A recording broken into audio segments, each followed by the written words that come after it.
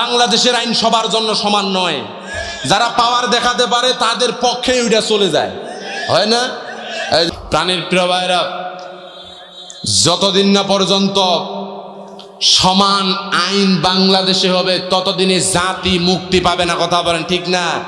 কারো জন্য তো কিছুই নাই, আর কারো জন্য ঘুরিতে ঘুরিতে কাগজ জন্মসাল বানাইতে অমুক করতে তমুক করতে আবেদন করতে অবস্থা খারাপ। কথা বলেন ঠিক না? তাহলে বুঝতে হবে আমার জন্য সব কিছু হচ্ছে, আপনার জন্য কিছুই হয় নাই। তাহলে কেমন করে? অথচ আপনারাই তো গণতন্ত্রের কথা বলেন, free and fair speech is the precondition of democracy. গণতন্ত্রের প্রথম শর্তই নাকি সকল মানুষের সমান অধিকার, সকল মানুষ কথা বলবে। এটা তো খালি হাতে কলমে। কথা বলেন ঠিক কিনা? প্রাণের প্রিয় ভাইরা, এই জন্য এই সমতা যদি কায়েম করতে চান, বৈষম্যহীন সমাজ রাষ্ট্র যদি করতে চান, তাহলে কোরআনের কি কোনো বিকল্প আছে? জোরে বলে আছে? তাহলে এই কোরআনের আইনের কায়েমের পক্ষেই থাকতে হবে, বিরোধিতা করা যাবে